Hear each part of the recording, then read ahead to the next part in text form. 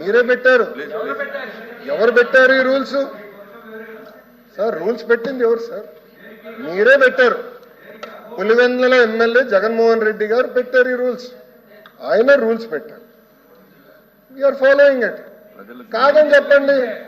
మీరు ఒకటి మీరు మళ్ళీ ఇప్పుడు మాట వేస్తారు సార్. ఇదే సార్ ప్రశ్న వేయించుకుని ఇరుక్కుంటా ఉంటే ఇదే అంటారు. ఇప్పుడు నేను సూటిగా వాళ్ళకి సమాధానం చెప్తున్నా. 300 యూనిట్లు పెట్టింది ఎవరు? మీరు.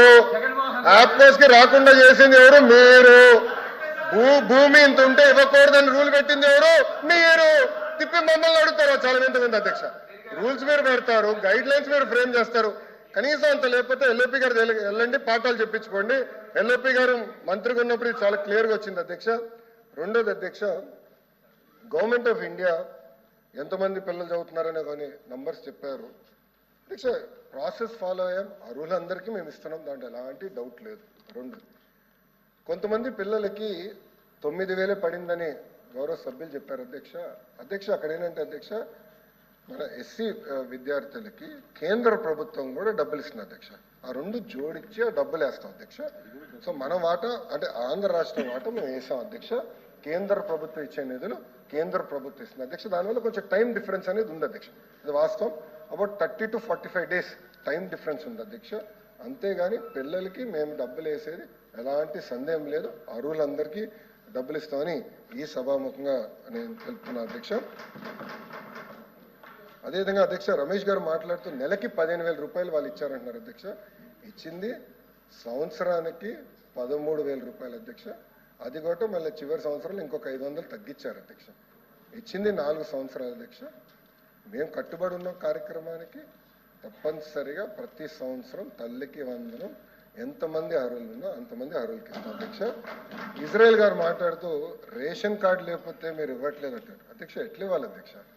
అడిగేదానికి కూడా ఉండాలి. ఏదో బేసిస్ ఉంటుంది అధ్యక్ష. ప్రభుత్వం ఒక కార్యక్రమం చేయాలంటే బేసిస్ ఉంటుంది. రేషన్ కార్డు లేదంటున్నారు. ఎస్, కూటమి ప్రభుత్వ అధికారంలోకి వచ్చిన రేషన్ కార్డులు కూడా ఇచ్చాం అధ్యక్ష. కొత్త కార్డులు డిజైన్ చేసాం. ఏ రాజకీయ నాయకుడు ఫోటో కూడా లేదు అధ్యక్ష. ఆ రేషన్ కార్డులో డిజిటల్ స్మార్ట్ కార్డు ఇచ్చాం.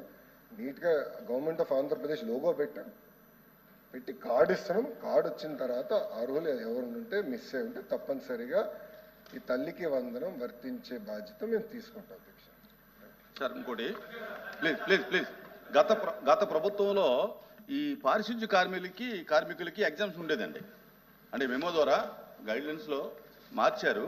శానిటరీ వర్కర్స్కి అవుట్సోర్సింగ్ వాళ్ళకి అందరికీ కూడా ఈ యొక్క తల్లికి వందనం కానీ లేకపోతే అప్పుడు అమ్మఒడి కానీ వచ్చేది. కానీ ఇప్పుడు శానిటరీ వర్కర్స్ కూడా రావట్లేదు. అదేమన్నా మీరు దాన్ని సరి చేయగలుగుతారా అధ్యక్ష? ఆశా వర్కర్స్, దాని తర్వాత పారిశుద్ధ్య కార్మికులు, అంగన్వాడీ వర్కర్స్ విషయంలో అధ్యక్ష మేము డిస్కస్ చేస్తున్నాం. ఇది గతంలో కూడా నేను చెక్ చేశాను అధ్యక్ష. చాలా స్పష్టంగా మీరు చూస్తే అంటే గతంలో పారిశుద్ధ్య కార్మికులకి రిలాక్సేషన్ ఉంది కదండి? లేదు అధ్యక్ష. ఉందండి, జీవో ఉంది, మెమో ఉంది. ఇక్కడ ఏం రాస్తుంది అధ్యక్ష?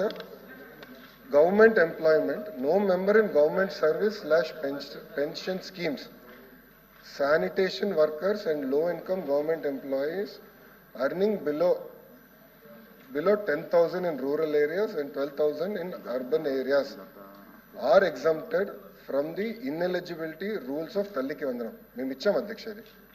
ఇది కూటమి ప్రభుత్వ అధికారంలోకి వచ్చింది ఇచ్చింది అధ్యక్ష. మళ్ళీ చదువుతాను అధ్యక్ష. No members in government service / pension schemes అర్హులు కాదు. కానీ sanitation workers and low income government employees earning below 10,000 in rural areas or 12,000 in urban areas are exempted from the ineligibility rules of తల్లికి వందనం. సో రూరల్ ఏరియాస్లో 10,000 కన్నా తక్కువ జీతం వస్తే తల్లికి వందనం వర్తిస్తుంది అధ్యక్ష.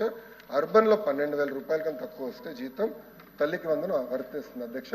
ఆల్రెడీ ఇది మేము డబ్బులు ఇస్తాం జరిగింది అధ్యక్ష. ఇది చాలా క్లారిటీగా ఆల్రెడీ వర్తిస్తుంది అధ్యక్ష. వాళ్ళకి అందజేస్తున్నాం అధ్యక్ష. అంటే ఎలాంటి డౌట్ లేదు సార్. అది కాదు, ఇప్పుడు మున్సిపాలిటీస్లోను వాటిల్లోనూ అర్బన్లో 18,000 ఇస్తున్నారు అవుట్సోర్సింగ్లో. మీరు 12,000 పెడితే వాళ్ళకి ఎలా వర్తిస్తుందండి? కరెక్ట్ అధ్యక్ష. అది మార్చుకోవాలి. మేము గైడ్ లైన్స్ ఫ్రేమ్ చేశాము. గతంలో కూడా గైడ్ లైన్స్ ఫ్రేమ్ అయినాయి. మున్సిపాలిటీస్ లో 12,000 అనేది లేదు కదండి. మేము పెంచాం అధ్యక్ష, వచ్చిన తర్వాత మేము పెంచాం. అది కాదు, 12,000 జీతాలు కూడా మేము పెంచాం అధ్యక్ష. అవును, జీతం పెరిగింది కదండి. కరెక్ట్ సార్, మేము జీతాలు మేము పెంచాము, కొన్ని గైడ్ లైన్స్ ప్రకారం మేము వెళ్తున్నాము. అధ్యక్ష నన్ను పూర్తి చేయనియండి. Please please మాడమంటారా? మీరు మాడుతాను కూర్చుంటా, నో ప్రాబ్లం. మాట్లాడండి మంత్రి. ఎల్ఓపి గారు కొంచెం కంట్రోల్ చేయండి, మీ మనుషుల్ని కొంచెం కంట్రోల్ చేయండి సార్. సార్ ఇప్పుడు నేనేంటంటే అధ్యక్ష, అంగన్వాడీ వర్కర్స్, ఆశా వర్కర్స్ కూడా మమ్మల్ని అడిగారు, అది మేము టేకప్ చేస్తాం అధ్యక్ష. అధ్యక్ష I stand corrected in the house. పారిశుద్ధ కార్మికులు టోటలీ ఎగ్జామ్ చేశాం అధ్యక్ష, ఆల్రెడీ ఎగ్జామ్ చేశాం. రావట్లేదండి. ఆల్రెడీ ఎగ్జామ్ చేసాం. మీరు కొంత వివరాలు పంపించండి అధ్యక్ష, నోట్ ద్వారా పంపిస్తాం. I stand corrected. తర్వాత అంటే గైడ్ లైన్స్ ఇది ఉన్నాం, తర్వాత మేము ఎగ్జామ్ చేసాము. ఐ స్టాండ్ కరెక్టెడ్ ఉంది, 100% ఎగ్జామ్ చేసాం. ఎగ్జామ్ చేసినట్టు ఏమి జీవో రాలేదు కదా, జీవో కానీ మెమో కానీ రాలేదు కదా. ఇచ్చాం సార్, అది మెమో ఇచ్చేసాం సార్, అది డబ్బులు కూడా ఇస్తాం సార్. ఎంతమంది పారిశుద్ధ కార్మికులకి డబ్బులు ఇస్తాం కూడా ఆ మెమో ఉంటే నాకు ఒకటి ఇమ్మనండి. We will table it in the house అధ్యక్ష. ఎంతమంది ఎగ్జామ్ ఎంతమందికి ఇచ్చాం పేమెంట్ అనేది హౌస్ లోకి మేము ఇస్తాం అధ్యక్ష. Thank you. ఎల్ఓపి గారు. అధ్యక్ష, ఇప్పుడు మంత్రి గారు చెప్తున్నప్పుడు అదే పారిశుద్ధ్య కార్మికుల దగ్గర మళ్ళీ తిరిగి వారు రీకన్సల్ట్ చేసుకొని చెప్పారు. It's okay, fine. దాంట్లో there is no dispute, there is no clarity, there is no issue. రెండో విషయంకి వస్తేప్పటికి వారు చెప్పినందులోనూ ఎప్పుడు ఇచ్చి దగ్గర 2 నెలలు ప్రోగ్రామ్ స్టార్ట్ అయ్యి 2 months అయింది. 2 months అయింది.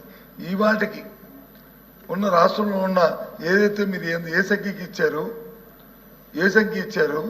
ఏదైతే కేంద్ర రాష్ట్ర ప్రభుత్వాలు వచ్చి కాంబినేషన్తో మేము ఇస్తున్నామన్నామో అది ఇప్పటికొచ్చి రాలేదనే విషయాన్ని చాలా మంది చెప్తున్నారు. వాళ్ళకి ఏమైనా ఈ రోజుకి కంప్లీట్ అయిందా, ఇంకా కేంద్ర ప్రభుత్వం డబ్బు ఇంకా పెండింగ్ ఉందా, ఉంటే ఆ నెంబర్ ఎంత ఉంది అది దయచేసి ఆ నెంబర్ క్లారిటీ ఇస్తే అది బాగుండేది. ఇప్పుడు వచ్చి మీరు చెప్పిన దాన్ని మొత్తం విన్నాను నేను. ఎక్కడా కూడా ఈ రోజుకి ఎంతమంది అద్దరికి ఇచ్చారనేది ఎక్కడా కూడా నెంబర్ చెప్పలేదు మీ నోటితో. దాంతోపాటు కేంద్రం ఎంత గ్యాప్ ఉందనేది ఆ నెంబర్ కూడా చెప్పలే. దయచేసి ఆ ఇన్ఫర్మేషన్ చెప్పండి, లేకపోతే పంపించండి. మంత్రి గారు. అధ్యక్ష